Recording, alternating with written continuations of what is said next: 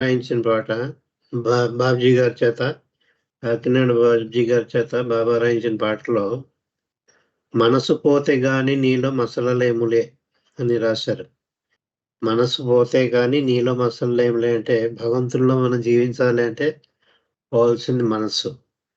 సంపూర్ణంగా పోవాలి మనసు. ఇప్పుడు మనం చదువుకుని డిస్కోర్స్ కూడా అదే, మైండ్ మస్ట్ గో, మనసు పోవాలి అని చెప్పి బాబా ఇచ్చిన డిస్కోర్సు. అందులో ఒకసారి తాత్కాలికంగా మనసు పోతుంది. ఆ పోయే స్థితి ఏమిటో గత ఉపన్యాసంలో చెప్పుకున్నాం. దాని నుంచి కొనసాగిస్తున్నాం. మనం గాఢ నిద్రావస్థలో ఉన్నప్పుడు తాత్కాలికంగా మనస్సు పోతుంది పూర్తిగా. అప్పుడు మనకి ఫలానా అని చెప్పి భౌతిక ప్రపంచంలో మనం ఎవరో మనకు తెలియదు. ఆ చైతన్యంతో ఉన్నాం. భౌతిక ప్రపంచం యొక్క చైతన్యంతో ఉన్నాం. గ్రాస్ కాన్షియస్నెస్ తోటి ఉండడం మానవుడు భగవంతుని స్థితికి తాత్కాలికంగా చేరుకుంటాడు. కానీ మెలకువ వచ్చేస్తుంది.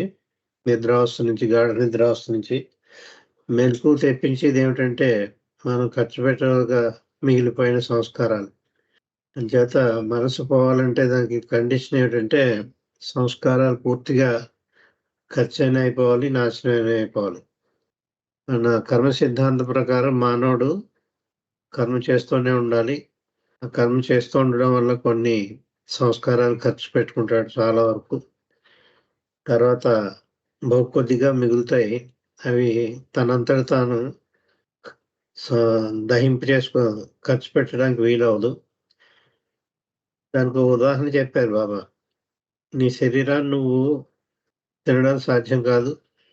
ఒకవేళ అన్ని భాగాలు నువ్వు తినేసిన ఏ నోరుతోటో నువ్వు నీ శరీర భాగాలు తినేసావో ఆ నోరుని నువ్వు నోరే తినలేదు కదా అని చెప్తూ నీ అంతటి నువ్వు సంస్కారాలు పోగొట్టుకోలేవని, ఇంకా మిగిలిపోయిన బహుకొద్ది సంస్కారాలన్నీ సద్గురువు కానీ అవతార పురుషుని కానీ సహాయం చేత చేయబడతాయి.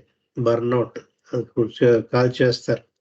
ఒక ఎండుగడ్డి గుట్ట వేసి దానికి అగ్గిపుల్ల వెలిగిస్తే ఆ ఎండుగడ్డి అంతా కూడా ఒకసారి భస్మీపట్ల అయిపోయి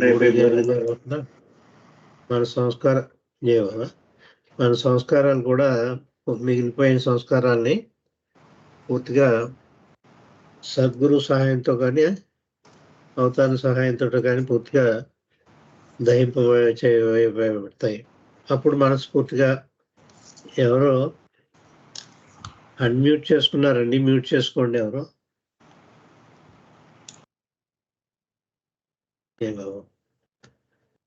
అంచేత ఇక్కడ గాఢ నిద్రావస్థలో గతంలో చెప్పుకున్న గాఢ నిద్రావస్థలో మనస్సు పోతుంది, మాయమైపోతుంది, మనసు పనిచేయదు. అంచేత భగవంతుని స్థితికి చేరుకుంటాడు. కానీ మిగిలిపోయిన సంస్కారాలు ఖర్చు పెట్టాలి కాబట్టి అవి లేపుతాయి.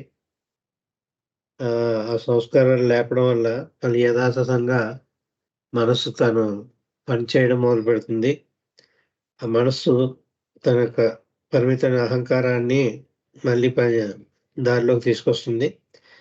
అంచేత ఈ సృష్టి అంతా అబద్ధమైన సృష్టిని నిజమని అనిపిస్తుంది అని చెప్పిస్తుంది అంటున్నారు. And the mind again makes the ego feel falls. నీ పరిమితమైన అహంకారం అంతా కూడా అబద్ధమైన నేనుని నిజమైన దానిగా నీకు భ్రమింపజేస్తూ ఉంటుంది. మళ్ళీ మెలకులోకి రాగానే అని చెప్పి again makes the ego feel falls in innumerable lives and forms. అనేక ఉపజన్మలో కాదు, అనేక జన్మలు ఎత్తడం ద్వారా, లెక్కలేనన్ని జన్మలు ఎత్తడం ద్వారా యథాతథ స్థితికి మనస్సు దాని అంతటా మళ్ళీ మొదలవుతుంది పనిచేయడం. చేత మనం సంస్కారాలు వేసుకోవడం, ఖర్చు పెట్టడం, ఇంకా మిగిలిపోవడం, అలాగా ఇంకా జన్మలు ఎత్తవలసిన అవసరం వస్తుంది. ఈ గాఢ నిద్రలో మాత్రం అప్పుడప్పుడు ఎప్పుడైనా గాఢ నిద్రలో అవస్థలోకి వెళ్తే అవి భగవంతుని స్థితికి మనం చేరుకుంటాం. చేత దిగో ఈజ్ దేర్. చేత ఈ గాఢ నిద్రావస్థలో కూడా అహంకారం మిగిలిపోయింది. అది అహంకారం పరిమిత అహంకారం భగవంతుని అహంకారం కింద మారలేదు. చేత పరిమితమైన అబద్ధమైన అహంకారం మిగిలిపోయింది నిద్రావస్థలో కూడా. చేత మళ్ళీ మెలుపుగా రాగానే అహంకారం కూడా పనిచేస్తుంది. మనస్సు పనిచేస్తుంది, సంస్కారాలు పనిచేస్తాయి, సంస్కారాలు ఉంటాయి, మనస్సు పనిచేస్తుంది. ఆ మనస్సు సంస్కారాలతో కూడిన మనస్సు ఉండడం వల్ల అహంకారం కూడా పరిమిత అహంకారం అండి ఇక్కడ. మీరు ఏ పేరుతో పిలువబడుతున్నారో ఆ అహంకారం పనిచేస్తుందన్నారు. The mind is there also.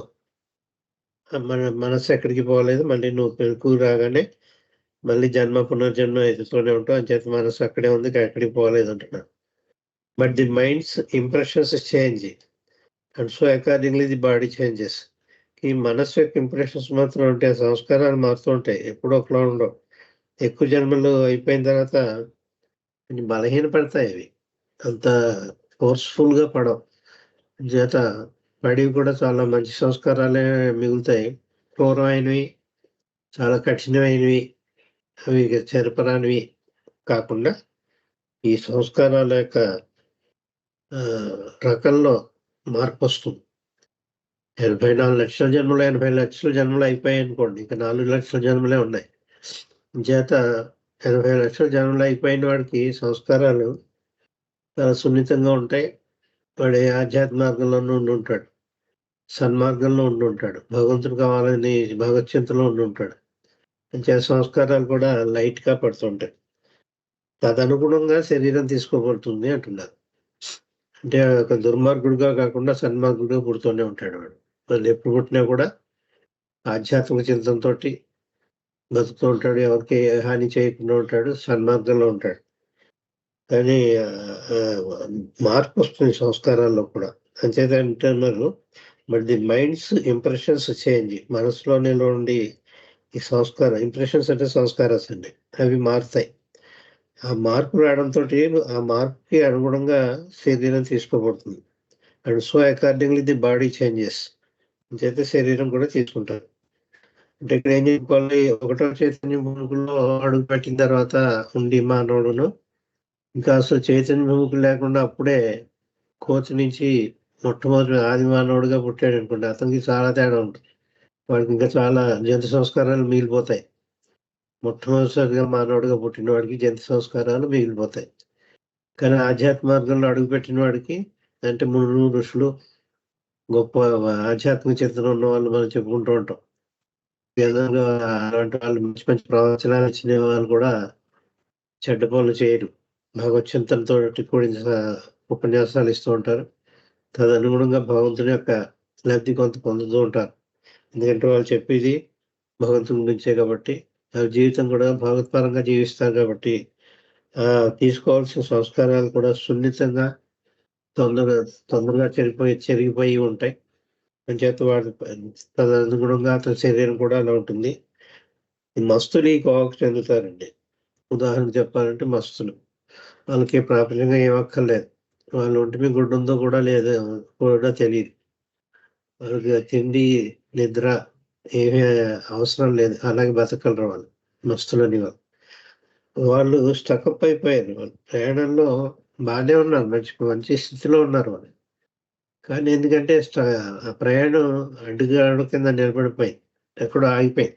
అదే భగవంతుడని తప్పుడు అభిప్రాయంతోటి ఉన్నారు. అంచేత అక్కడి నుంచి అవతార పురుషుడొచ్చి ఆ మస్తులని వాళ్ళని వాళ్ళ పురోగతి ప్రయాణం అంటే ఆధ్యాత్మిక ప్రయాణం మళ్ళీ పునఃప్రారంభించేటట్టు మళ్ళీ ఈ గ్రాస్ కాన్షియస్‌నెస్‌లో కూడా తీసుకొస్తూ ఉంటారు. ఎందుకంటే ఈ స్థూల ప్రపంచం యొక్క చైతన్యం ఉంటే తప్ప మళ్ళీ మనసు పనిచేయడం, సంస్కారాలు ఖర్చు పెట్టడం ఇవన్నీ జరగవు.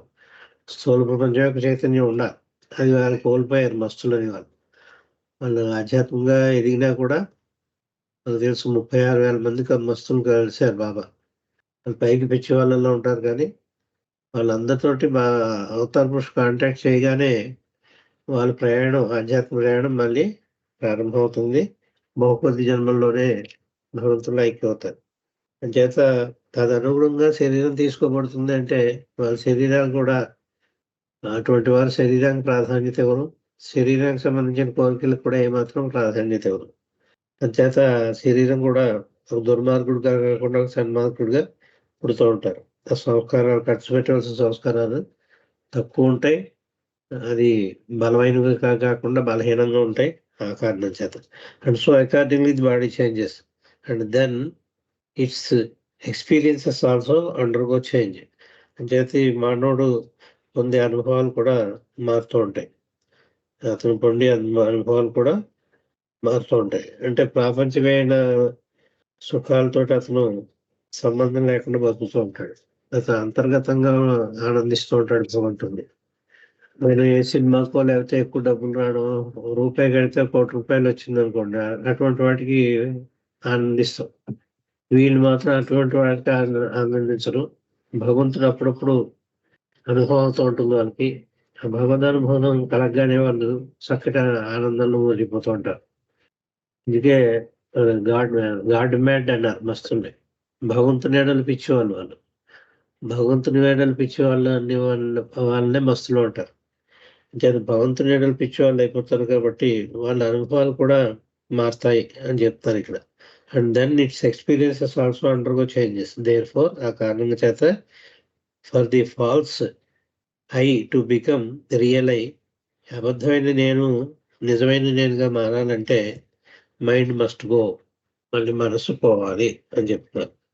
అంటే అది ఇక్కడ కొన్ని జన్మలు అయిన తర్వాత కొంత మార్పు వస్తుంది అని చెప్పి ఇక్కడ ఒక మంచి పాయింట్ చెప్పారు బాబా. అంచేత ఏదైనప్పటికీ కూడా ఆఖరికి మనసు పోవాలి అని చెప్తున్నారు. The grip of the mind has bound us so tight that the more we try to escape, the more we find ourselves bound. మన మనస్సు చేత ఎంత గట్టిగా బంధింపబడి ఉన్నామంటే దాన్ని విదిలించుకోవడానికి ప్రయత్నిస్తే దాంట్లో ఇంకొంచెం కూరుకుపోతాం. ఇక్కడ 2 ఉదాహరణలు చెప్పొచ్చండి. మంచి ఉదాహరణలు. విదిలించుకోవడానికి ప్రయత్నిస్తే దా ఎంత ప్రయత్నం చేసినా అంత కూరుకుపోతాడట. అంటే మోకాలి లోతులో ఉన్న బురదలో ఎవరైనా చిక్కుకున్నారనుకోండి. బురద మోకాలు లోతు. ఒక కాలు తీస్తాడు.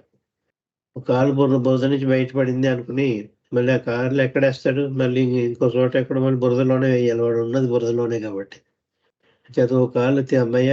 ఒక కాలు తీసేసుకోగలిగాను అనుకుంటే మళ్ళీ ఆ బురదలోనే వేయాలి కాబట్టి రెండో కాలు తీసినా కూడా మొత్తం కూడా బురదలోనే ఉంటుంటాడు. అంచేత అంత కష్టమైపోతుంది. ఇదొక ఉదాహరణ అండి. రెండో ఉదాహరణ అంటే మనసులోకి కోతి అనే ఆలోచన రాకుండా కూర్చో అని చెప్పారట ఎవరికో. కోతి అన్నది మాత్రం నీ మనసులోకి రాకూడదు. అలా ఒక అరగంట కూర్చో అని చెప్పారట. మనసు ఏం ఆలోచిస్తూ ఉంటుంది? మనసులోకి ఏది రాకూడదో అది వాడు చెప్పేస్తాడు. అదే వస్తూ ఉంటుంది. అంచేత ఈ విధంగా ఈ 2 ఉదాహరణలు బురదలో కూరుకుపోయినవాడు గానీ, మనసులో కోతి అని ఆలోచన రాకుండా ఉండడం కానీ అంత అసంభవం. ఈ ఈ మనసు నుంచి విడిపడిపోవడం కూడా విదిలించుకోవడం కూడా అంత కష్టం. అంత బలంగా మన మనసుకి బంధీకృతులం అయిపోయాం. చేత మనం కొంతవరకు సాధించగలం. ఆ మిగిలింది కాస్త ఆఖరిని మాత్రం భగవంతుడిలో ఐక్యం అవ్వడానికి మాత్రం ఆఖరిని మాత్రం ఆ కొద్దిపాటి సహకారం తప్పకుండా సద్గురువుదో, అవతార పురుషుడిదో ఉండి తీరాలి. అప్పుడే మనస్ఫూర్తిగా నాశనం అవుతుంది. ఆ మనసు నాశనం అవ్వడం ఎప్పుడు జరుగుతుందంటే సంస్కారాలు పూర్తిగా భస్మీపట్లు అయిపోతాయి. సంస్కారాలేం మిగలవు. అంచేత జన్మరాహిత్యం అయిపోతుంది. మళ్ళీ జన్మ తీసుకోవాల్సిన అవసరం ఉండదు. ఇవన్నీ ఒకసారే జరుగుతాయండి. ఒకసారి మనసు నాశనం అవ్వడం, సంస్కారాలు పూర్తిగా కొంచెం కూడా బ్యాలెన్స్ లేకుండా ఇందాక చెప్పిన దహింపవేయబడతాయి. ఒక గడ్డి మోపు ఎలా అవుతాయి పూర్తిగా గడ్డి అంటించేస్తే ఎలా బూడిద తప్ప ఇంకేం మిగలదో అలాగా పూర్తిగా పోతాయి. నామరూపాలు లేకుండా పోతాయి సంస్కారాలు. అది. అంచేత మనస్సు పనిచేయదు. పనిచేసినా దాని తాలూకు సంస్కారాలు పడవు. పడినా అవి బైండింగ్ సంస్కారాలు అవ్వవు. బంధనాల కింద నిలబడవు. ఒకవేళ మనసులో ఆలోచనలున్నా ఆ ఆలోచనల వల్ల సంస్కారాలు పడవు. ఒకవేళ పడినా అవి మనకు బంధనాల కింద కావు. అంచేత మనస్ఫూర్తిగా పోయినట్టే లెక్కది. మనస్సు పోవడం ఒకటి. రెండో సంస్కారాలన్నీ కూడా ఒకటి కూడా మిగలకుండా పోవడం ఒకటి రెండోది. ఒకవేళ సంస్కారం పడినా అవి ఇంకా బంధీకృతం కాదు. బంధనాలు కావు అదొకటి. మూడో ప్రక్రియ ఏంటంటే ఇంకా మళ్ళీ మానవుడిగా పుట్టడం అసంభవం. ఆ స్థితికి చేరిన తర్వాత మానవుడిగా పుట్టడింకా. అదే ఆఖరి జన్మ. చేత జ జన్మరాహిత్యం అయిపోతుంది. జన్మ, పునర్జన్మ అని వలయం నుంచి తప్పుకుపోతాడు. ఈ 3 ఒక్కసారి జరుగుతాయండి. అదే దాన్నే మోక్షం అంటారు. అప్పుడు అనుభవించేది వాడు బ్లిస్ స్టేట్ అనిపిస్తాడు. భగవంతుడి నుండి త్రైలక్షణాల్లో అనంతమైన శక్తి, జ్ఞానం, ఆనందం అని 3 ఉన్నాయి భగవంతుడికి. నిరాకార నిర్గుణ స్థితిలోని భగవంతుడికి అనంతమైన శక్తి, జ్ఞాన, ఆనందాలు ఉంటాయి. అందులో అనంతమైన ఆనందాన్ని అనిపిస్తూ ఉంటాడు ఈ ముక్తి మోక్షం సంపాదించినవాడు. గాడ్ రిలేషన్ వేరండి, అది చెప్పట్లేదు. గాడ్ రిలేషన్ అంటే వేరది, దాని గురించి వేరే ఇంకోసారి చెప్పుకోవచ్చు. అయితే ముక్తి మోక్షం సంపాదించిన వాడికి జరిగేది ఏమిటంటే మనసు నాశనం అవడం. ఆలోచిస్తాడు కానీ ఆలోచనల వల్ల ఏమి సంస్కారాలు పడవు. ఒకవేళ పడినా వాటంతట అవే చెరిగిపోతుంటాయి. అది మనోనాశ అక్కడ అయిపోయింది. మనసు నాశనం అవడం. రెండో సంస్కారాలు పూర్తిగా ఏమీ లేకుండా మిగలకుండా, కొంచెం కూడా మిగలకుండా దహింపవేయబడడం. ప్రేమాగ్నిలో, భగవంతుని యొక్క ప్రేమాగ్నిలో అంటుకుపోతాయి అవన్నీ. సంస్కారాలు పోవడం రెండో ప్రక్రియ. మూడోది జన్మరాహిత్యం అయిపోవడం, మానవుడిగా పుట్టి చనిపోవడం అనే ప్రక్రియ నుంచి విడిపడిపోవడం. ఈ 3 జరిగిన తర్వాత అనుభవించే స్థితి ఏమిటంటే అనంతమైన ఆనందాన్ని, ఇటర్నల్ బ్లిస్. ఆ బ్లిస్ స్టేట్ ఏదైతే ఉందో భగవంతుడికి ఉండి త్రైలక్షణాల్లో 1/3 అనమాట. అది 3 అనుభవిస్తాడు. అనంతమైన శక్తి, జ్ఞానానందాలు. లేదా అనంతమైన ఆనందాన్ని అనిపిస్తూ ఉంటాడు ఆ ముక్తి మోక్షం పొందినవాడు. అక్కడ మనోనాశ అలా ఆ విధంగా అవుతుంది. టిఫిన్ లెక్చర్స్ లో చెప్పిన మాట ఏమిటంటే అక్కడ మనస్సు ఉంటుంది, ఆలోచనలు కూడా ఉంటాయి అని చెప్పారు టిఫిన్ లెక్చర్స్ లో. మైండ్ పోలేదు, ఉంటుంది అక్కడ. ఉన్నా కూడా దాని ప్రభావం 0 అని చెప్పారు. ఎందుకు 0 అంటే నీ ఒక ఏదైనా రాతతోటి ఎగ్జాంపుల్ తీసుకోవచ్చు. మల్లికార్జునం అని చెప్పి నీటి మీద రాస్తే ఎలా అయితే ఏం మిగలదో అక్కడ ఆనమాలు ఏం మిగలదు నీటి మీద మల్లికార్జునం రాస్తే. అలా గాలిలో మల్లికార్జునం అని చెప్పి వేలుతో రాస్తే అక్కడ కూడా ఏమి ఆనమాలు కనిపిస్తుంది. అలాగే ఈ సంస్కారాలు కూడా భగవంతుల్లో అయిపోయిన తర్వాత మనస్సు ఉంటుంది, ఆలోచనలు ఉంటాయి, దాని తాలూకు సంస్కారాలు కూడా పడతాయి అని పాయింట్ భగవంతుల్లో అయిపోయిన తర్వాత కూడా ఈ ప్రక్రియ జరుగుతుంది. గాడ్ రియలైజేషన్ విషయంలో చెప్తూ బాబా చెప్పి టిఫిన్ లెక్చర్స్ అనే బుక్లో. కానీ అవి 2 రకాల సంస్కారాలు అవుతాయన్నారు. అయితే అవి వైజ్ఞానిక సంస్కారాలైనా అయి ఉండాలి, లేకపోతే యోగ సంస్కారాలైనా అయి ఉండాలి. సద్గురు స్థాయికి చేరుకున్న తర్వాత యోగ సంస్కారాలు అంటే షిరిడి సాయిబాబాకి మానవుడికి ఉండే లక్షణాలు అన్నీ ఉన్నాయి. మానవుడే ఆయన అన్ని పనులు చేసుకున్నాడు. ఏం చేశాడో మనకు తెలుసు. ఆయన మానవుడు కానీ మసలేడు. మరి ఆయన మా ఆలోచనలు ఉన్నాయి కదా, మనస్సు ఉంది కదా, మరి ఆయనకి ఏ సంస్కారాలు పడలేదా? ఆయన సద్గురు అయిపోయాడు కదా అంటే అతను చేసేది వేటితోటి అంటే యోగ సంస్కారాలతోటి. సద్గురు కాబట్టి యోగ సంస్కారాలతోటి చేస్తున్నాడు కాబట్టి అవేమి కూడా సంస్కారాలు బంధనాల కింద నిలబడవు. అవి పడినా కూడా నీటి మీద రాతలో, గాలిలో రాతలో అవుతాయి. అంచేత ఇంప్రెషన్స్ అనేవి ఏవి కూడా ఉండవు. సంస్కారాలు ఉండవు వాళ్ళకి, సద్గురువులకి. వాళ్ళు యోగ సంస్కారాలతో చేస్తారు కాబట్టి ఏ పని చేసినా, మానవుడిగా పని చేసినా యోగ. ఇప్పుడు బాబా కూడా అంతే కదా, మానవుడిగా చేశారంతా అవతార పురుషులది. మరి ఆయనకి సంస్కారాలు పడాలి కదా అంటే పడవు. ఎందుకు పడవు అంటే ఆయన చేసే పనులన్నీ కూడా యోగ సంస్కారాలతో చేశారు బాబా అవతార పురుషులు. అదే సద్గురు అయితే ఆయన కూడా యోగ సంస్కారాలే. కానీ సద్గురు స్థాయికి చేరకుండా గాడ్ రిలేషన్ వచ్చి మధ్యలో ఇంకో 2-3 స్టేజెస్ ఉన్నాయి. బ్రహ్మీభూత స్థితి, పరమహంస స్థితి, జీవన్ముక్తుడి స్థితి అని 3 ఉన్నాయి. ఆ 3 స్థితిలో ఉన్న వాళ్ళకి ఏంటంటే వాళ్ళు ఈ సద్గురువులే వాళ్ళకి ఇస్తారు సంస్కారాలు. ఈ సద్గురువులు పర్ఫెక్ట్ మాస్టర్స్ వాళ్ళకి సంస్కారాలు ఇస్తారు. వాళ్ళ ఈ సద్గురువులు వాళ్ళకి ఇచ్చే సంస్కారాల పేరు ఏంటంటే వైజ్ఞానిక సంస్కారాలు. ఆ వైజ్ఞానిక సంస్కారాలతోటి వాళ్ళు మానవుడిగా జీవిస్తూ ఉంటారు. వాళ్ళు మానవుడిగా ఆలోచించడం, భోజనం చేయడం, కూర్చోవడం, లేవడం ఇవన్నీ. ఎవరికి? బ్రహ్మీభూత స్థితి నుంచి పరమహంస స్థితి, జీవన్ముక్తి స్థితి, ఈ 3 స్థితిలో ఉన్న వాళ్ళకి. ఈ 3 దాటిపోయిన తర్వాత మళ్ళీ సద్గురు స్థితికి చేరుకుంటారు. 3 స్టేజెస్ దాటిన తర్వాత గాడ్ రిలేషన్ వచ్చిన తర్వాత ఈ 3 స్థితిలో ఉన్న మానవులు వాళ్ళకి సద్గురు అనేవాడు వాళ్ళకి ఇస్తారు సంస్కారాలు. వాళ్ళు ఏ సంస్కారాలు ఇస్తారంటే వైజ్ఞానిక సంస్కారాలు ఇస్తారు. ఆ వైజ్ఞానిక సంస్కారాల ద్వారా మానవుడిగా చేసే పనులన్నీ చేస్తూ ఉంటారు. దానివల్ల ఏమీ అనుమానం పడకుండా ఏ సంస్కారం బంధనం కాకుండా ఉంటుంది వాళ్ళకి. మా సంస్కారాలు పడినా పడినట్టే లెక్క అని చెప్పి అక్కడ ఆలోచిస్తారు వాళ్ళు. మనస్సు ఉంటుంది అన్న విషయం టిఫిన్ లెక్చర్స్ అని బుక్‌లో నేను సేకరించింది. ఇది చాలా ఇంపార్టెంట్ పాయింట్ కాబట్టి ఇంత నొక్కి మీకు చెప్పాల్సిన ఈ ఉపన్యాసంలో ఇచ్చే ఇటువంటి పాయింట్స్ మళ్ళీ ఇంకెక్కడ దొరలవు. అంచేత నేను సేకరించింది మీకు ఇలాంటి వాటిలో ఇంపార్టెంట్ పాయింట్స్ షేర్ చేసుకుంటూ ఉంటాను. అంచేత ఇక్కడ ఏమంటున్నారు? Impressions change and so accordingly the body changes అన్నారు. And then it's experiences also undergo changes. అనుభవాల్లో కూడా మార్పొస్తుంది. Therefore for the false I to become real I mind must go. అంచేత అబద్ధమైన నేను నిజమైన నేనుగా మారాలంటే, నిజమైన నేను అంటే భగవంతుడు. భగవంతుడిగా మారాలంటే మనసు పోవాలని చెప్తాను. This grip of the mind, ఈ పట్టు ఏదైతే ఉందో మనసు మనం పట్టుకున్నది చాలా అది జలగలాంటిది. అది వదలదు మనని. ఎంత బలమైందంటే పట్టు, గ్రిప్పు మన మీద దానికి ఎంత ఇది పట్టు ఉంటుందంటే, మనం ఎంత విదిలించుకుందామంటే అంత గట్టిగా పట్టుకుంటుంది మనసు మనది. మనసు పోవాలని చెప్పి మనం ఎంత ప్రయత్నం చేస్తే అంత ఇదిగానే పోతుంది. మనం కొంతవరకే మనం దాన్ని లెక్కలు చేయకుండా వదిలేయకుండా ఉండగలం మనం.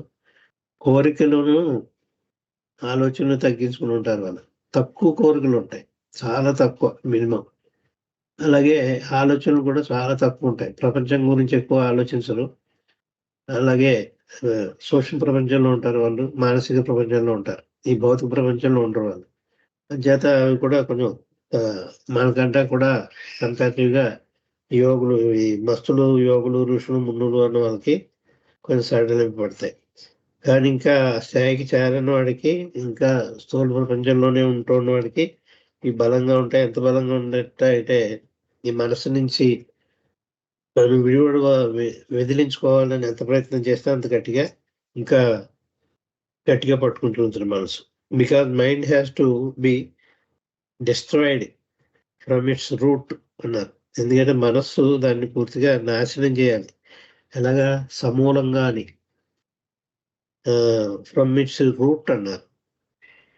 రూట్ అంటే మూలం. మూలం అంటే వేరు. కూకటి వేళ్ళతో పెగిలించి వేయాలి అని చెప్తా అనుకుంటాం కదా! కూకటి వేళ్ళతో తీసేయాలి మనసు. దానికి కొంచెం కూడా లేకుండా కూకటి వేళ్ళతో పెలికించి వేయాలి మనసు. చేత ఏమాత్రం వేళ్ళున్నా కూడా మళ్ళీ చిగురిస్తుందది. మళ్ళీ మొక్క కింద ఇస్తుంది. అంచేత వేళ్ళతోటి పీకేస్తే ఇంక మళ్ళీ మొలవదది. అంచేత ఈ మనస్సు అనేది రూట్స్ తోటి పోవాలంటున్నారు. From its route. ఇది సమూలంగా పోవాలని. మూలము అంటే వేరు. మొక్కకుండి వేరు. అంచేత because mind has to be destroyed from its root అన్నారు. But who is going to destroy this mind? సరే కరెక్టే. దీన్ని పూర్తిగా సమూలంగా నాశనం చేయాలి. నాశనం చేసేది ఎవరు అని అడిగారు ప్రశ్న బాబా ఇక్కడ. Who is going to destroy this mind అని. Mind has to destroy itself. మనస్సే తనకి తానుగా నాశనం చేసుకోవాలి. At that is an impossible task. మనస్సు దాన్ని అది నాశనం చేసుకుంటుందా? చేసుకోదు. దాన్ని మడుగునుకోవడం ప్రయత్నిస్తూ ఉంటుంది. కానీ మనస్సు ఎవరు నాశనం చేస్తారు అని ప్రశ్న అడిగి మనస్సే నాశనం, దాన్ని అదే చేసుకోవాలని చెప్పి మళ్ళీ సమాధానం కూడా బాబాయ్ చెప్తున్నారు. అది అసంభవం. మనస్సు దాన్ని తనంతట అది నాశనం చేసుకోవడం సంభవం కాదు. అది అసంభవం. At that is impossible task అన్నారు. అసంభవం అండి. మనస్సు తనకు తానుగా నాశనం చేసుకోవడం అన్నది జరగని పని అని చెప్పారు బాబా. అంచేత ఎవరు చేయాలి దాన్ని? The very process of destroying it self creates impressions. తను తాను నాశనం చేసుకునే ప్రక్రియలో మళ్ళీ కొత్త ఇంప్రెషన్స్ పడుతూ ఉంటాయి. అంచేత ఎప్పటికీ కూడా మనసు తనకి తానుగా నాశనం చేసుకోలేదు అని చెప్తున్నారు. ఎందుకంటే ఓ పక్కనే దాన్ని నాశనం చేసుకుందాం అని ప్రయత్నం చేస్తుంటే, ఆ ప్రయత్నం చేసుకోవడం అనే ప్రక్రియ వల్లే మళ్ళీ కొత్త సంస్కారాలు పడుతూ ఉంటాయి. అంచేత the very process of destroying mind it self creates impressions in the mind of this effort of self destruction. తనకు తాను పోవాలి అనుకుంటే, తనకు తాను నాశనం చేసుకోవాలంటే, తన మనసు నాశనం చేసుకోవాలంటే ఆ ప్రయత్నంలోనే మళ్ళీ కొత్త సంస్కారాలు పడతాయి. కాబట్టి అది అయ్యే పని కాదు. And so one gets more bound. ఆ ప్రక్రియలో ఇంకొంచెం కూరుకుపోతాడు ఈ మనసులో. దాని నుంచి విడివడాలని చేసే ప్రయత్నంలో ఇంకొంచెం ఎక్కువ లోతుగా ఆ మనస్సు అని దానివల్ల బంధీకృతుడైపోయి ఇంకా కూరుకుపోతాడు. అందుచేత చెప్పింది ఏంటి, తనకు తానుగా ఎవరు కూడా మనస్సును నాశనం చేసుకోలేరు అని చెప్తారు. హఫీజ్ సేస్, ఇక్కడ హఫీజ్ తోటి చెప్పారు బాబా. ఏమంటారు హఫీజు? మనందరికీ తెలుసు హఫీజ్ ఆయన పెర్ఫెక్ట్ మాస్టర్ అయిన కవి కూడా.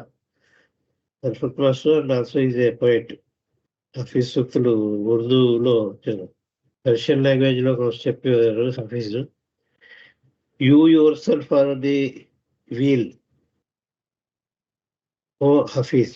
ఓ హఫీజు, నీకు భగవంతుడికి నువ్వే ఒక తెర కింద నిలబడ్డావు, నువ్వే అడ్డుగా నిలబడ్డావు భగవంతుడికి, అంటే నువ్వు పోవాలి అని.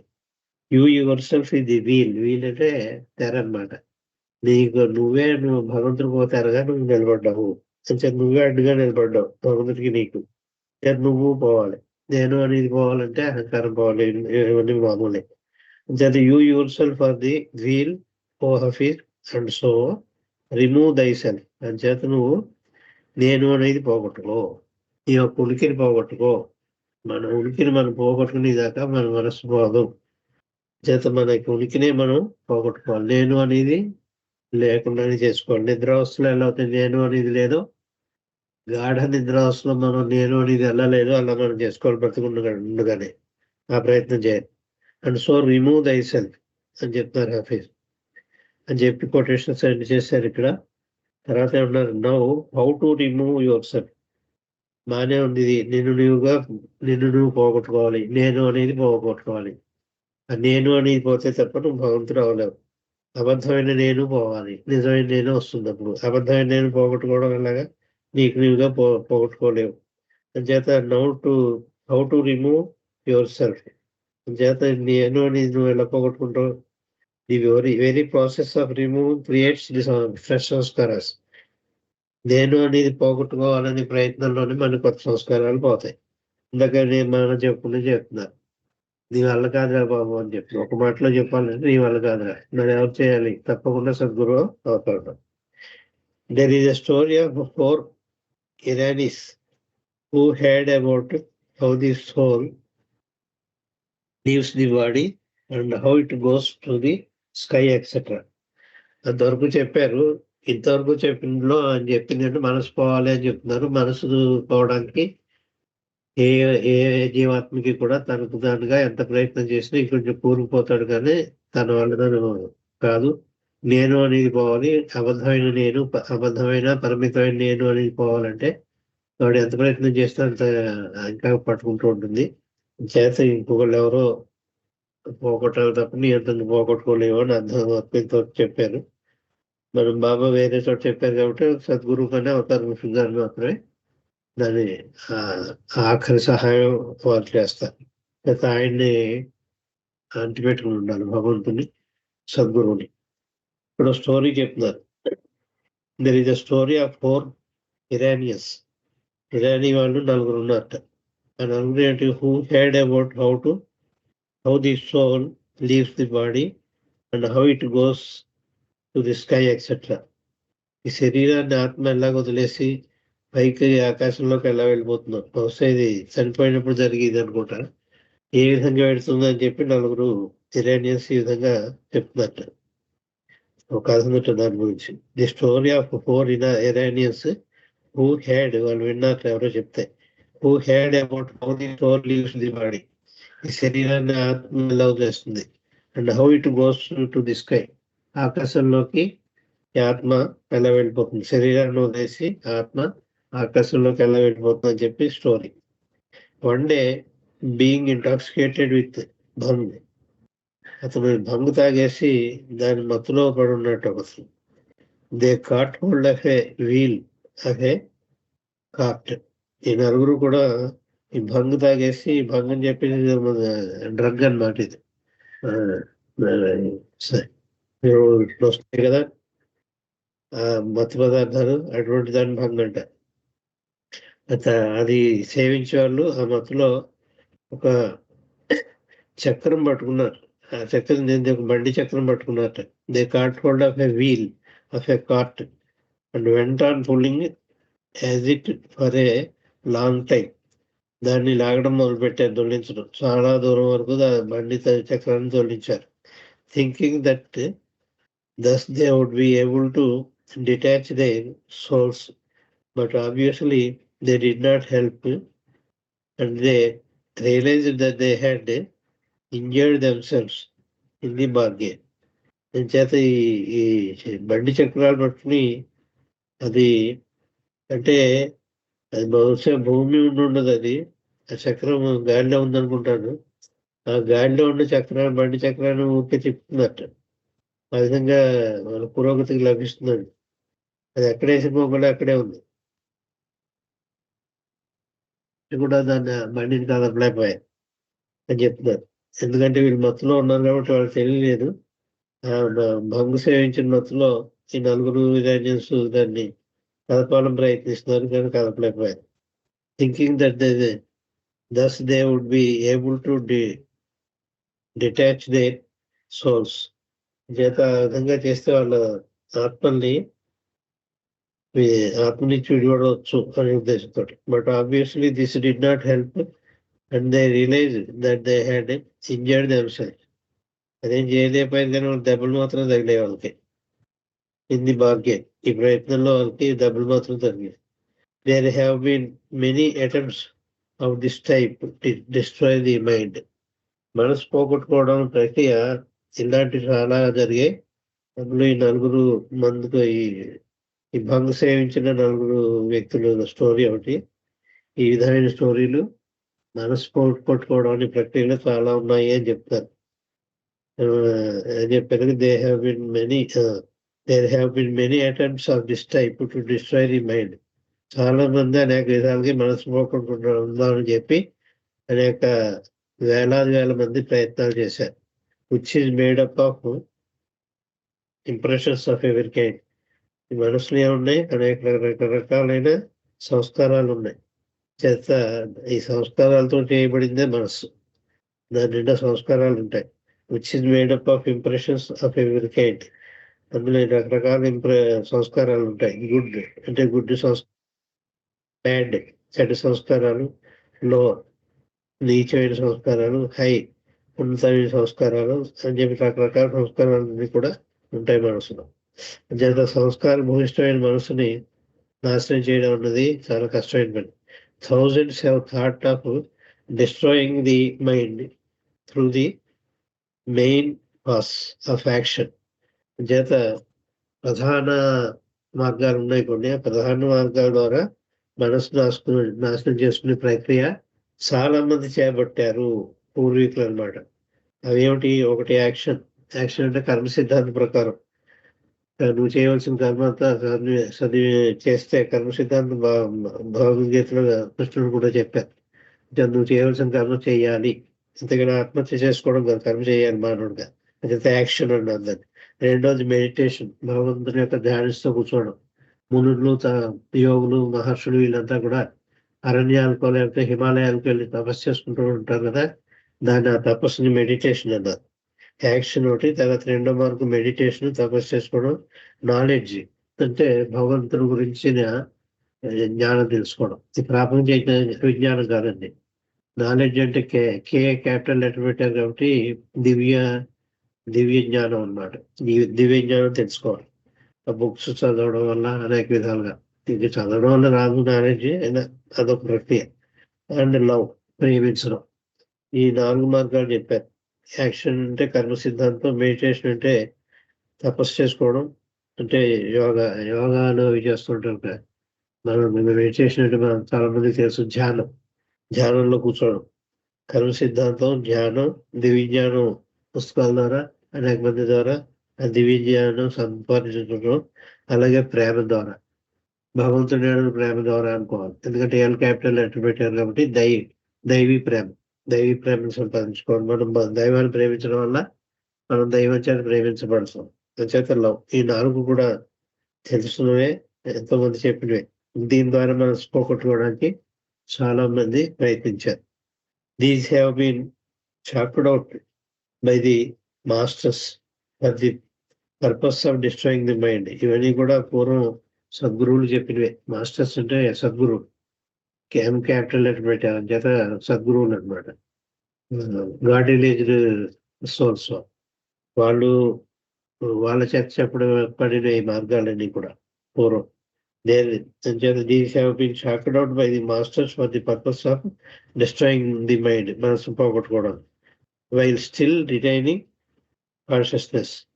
మనసును పోగొట్టుకుని చైతన్యం మాత్రం ఉంచుకోవాలి మనం. ఆ చైతన్యం భగవత్ చైతన్యం అవ్వాలి.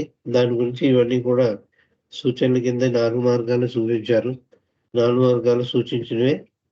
కానీ ఇక్కడ ఏమిటంటే ఇన్ని మార్గాలు సూచించిన ఆఖరికి మీకి సేవకుడి కింద, అంటే మీకు రక్షకుడి కింద వచ్చేది, మిమ్మల్ని గట్టెక్కించేది సద్గురువు లేక అవతార పురుషుడు మాత్రమే.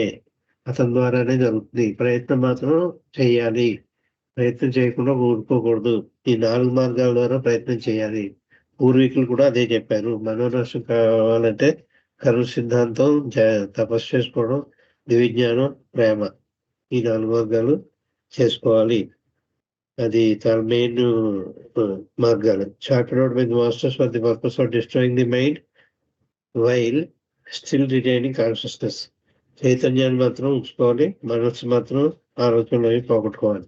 దానికి చెప్పారు అని చెప్తారు. ఇంతవరకు చదువుకున్నామండి. ఇంకా ఉంది డిస్కోర్స్. నెక్స్ట్ పేరా వచ్చింది కాబట్టి నేను మళ్ళీ వచ్చి ట్యూస్డే ఈ డిస్కోర్స్ కంటిన్యూ చేస్తాను. అవతార్ మెహర్ బాబాకి జై.